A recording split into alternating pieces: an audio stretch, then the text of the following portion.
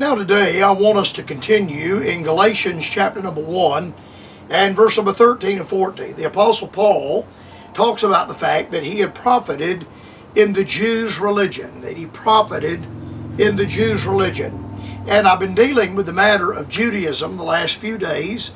The only two times in the Bible that we find the word Judaism is in Galatians 1:13 and again in verse number 14. The word translated Jews' religion is the word Judaism.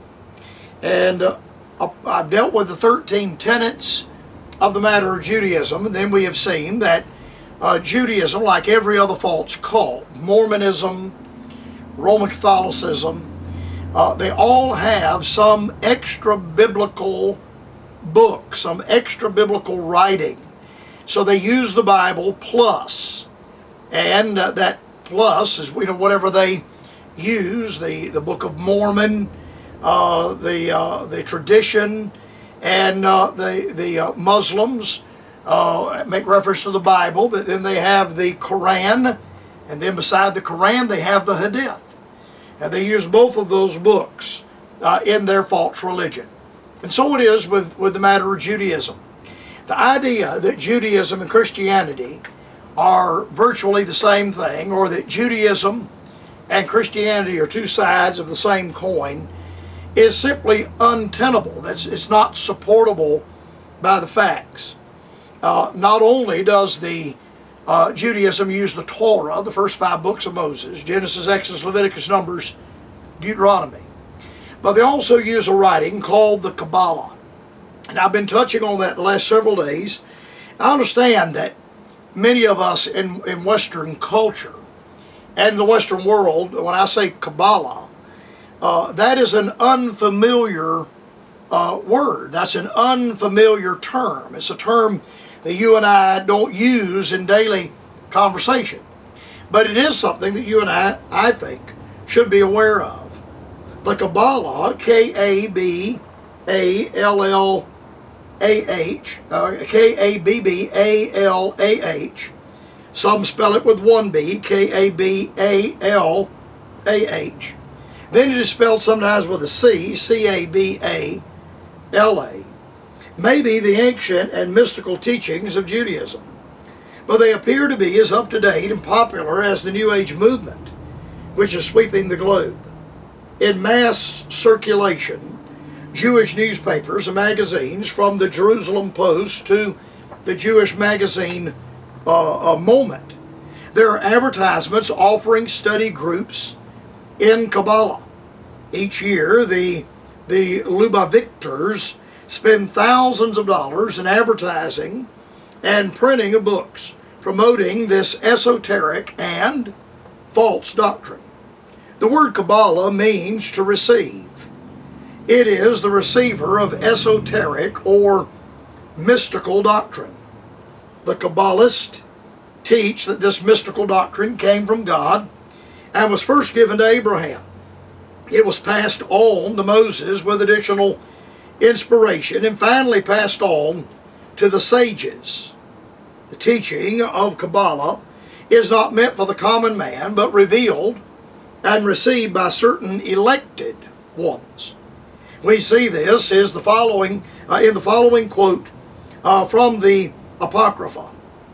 These words, quote, you must publish openly, and those you must keep secret. That's 2nd Esdras 4 and verse number 6. In this reference, Moses was commanded to teach the simple contents of the law to all, but the higher mystical teaching only to the elected ones. The scriptures are compared to a garment of God. It is taught one cannot know the essence of a person by his clothing. In like manner, we cannot know the infinite, unknowable God by his raiment. Kabbalah seeks to peel off, as it were, the raiments of God and to know as much as can be known of the unknowable God. Kabbalah seeks to put back into Judaism a spiritual experience with God. Basically, there are 3 categories of Kabbalism: theoretical, meditative, and magical. The meditative and magical seek to call down quote-unquote spiritual forces from above into the lower plane where we exist. The methodological includes Hebraic incantations, hymns, and liturgies. From the 13th century, there has been extensive literature in these areas. The more mild form of Kabbalah is the theoretical. The emphasis is on the spiritual union with God. In the past years, Judaism has witnessed large numbers of Jews leaving their religion because of a lack of spiritual experience with God. Ritualism and traditionalism are not giving answers. The Chabad Lubavitch movement and others are trying to combat this problem by giving answers in the form of Kabbalah. Baal Shem Tov, 1700 to 1760, is considered to be the founder of Chassidism. The philosophy of Chassidism, which is theoretical, Kabbalah teaches one can know God and become like God. Its philosophy is a complex teaching which includes four worlds and emanations or sephirot of God within four worlds.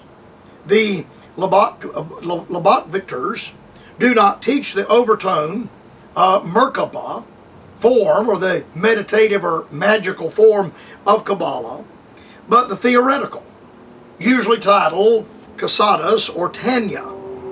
This category of Kabbalah is taught in their Yesvitas, the Talmud schools, and the Chabad houses, the learning centers, and in home study groups. Its philosophy explains away the God of our fathers of Abraham, Isaac, and Jacob. It teaches that man atones for his own sin and could even eradicate his sin nature. Its origins are not of God, for a different God is being worshipped. The origin of Kabbalah is Babylonian. During the Babylonian captivity, Judaism had absorbed much occult influence from her captives, such as the teaching of reincarnation, necromancy, conjuration, astral projection, astrology, numerology, the use of charms, amulets, and incantations. Eventually, Babylon became the center of Talmudic learning. Although Palestine was the birthplace of Jewish mysticism, the land where the Kabbalah was conceived was born. It was in Babylon that it attained its greatest importance. Esoteric speculation stirred the imagination of Talmudic rabbis, and you can find that on Kabbalah Jewish University Encyclopedia, page 616. Now, the occult influence of the Kabbalah has never been shaken off. Instead, it has been expounded and incorporated into rabbinical Judaism. Now, modern academic historic study of the Jewish mysticism reserves to itself this term Kabbalah. So when Judaism says we follow the Kabbalah, we adhere to the Kabbalah, they are stating that they follow after this area of mysticism. Mysticism is forbidden to New Testament Christianity. Christianity is not occupied with the matter of mysticism, or for that matter, even the matter of the mysterious. I refer to the fact that Paul's mysteries are dealt with. 9 of them are revealed in the Pauline letters, but none of the mysteries revealed by Paul are mysterious because they are all plainly revealed. They are plainly stated.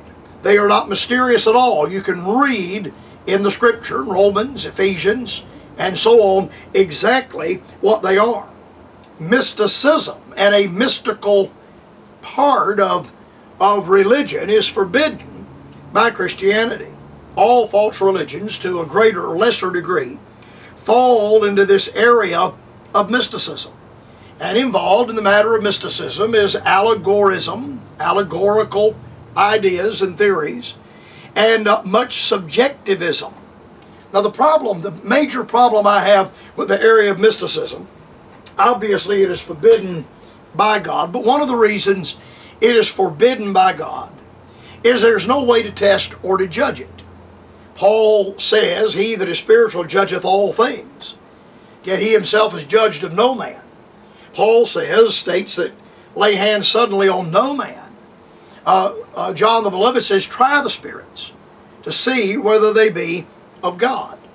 Whenever you devolve into this area of mysticism, there is no way to make an accurate judgment because all of it is subjective. The whole thing becomes subjective. I find some tendencies of this even among so-called fundamentalists, where in their services, the services completely break down and everything becomes subjective. No preaching, no Bible exposition, no expository work, nothing from the Scriptures you can lay your hands on. Everything becomes mystical. So the Judaism, obviously, based upon these things, and there is so much I could go into that I'm just not going to take the time to. I need to get back to our verse-by-verse exposition on the Bright Spot Hour, the Lord willing, on the program Monday. But there is so much in Judaism that is different, so vastly different from Christianity, that there's no way that Judaism and Christianity could be viewed as one being the outgrowth of the other.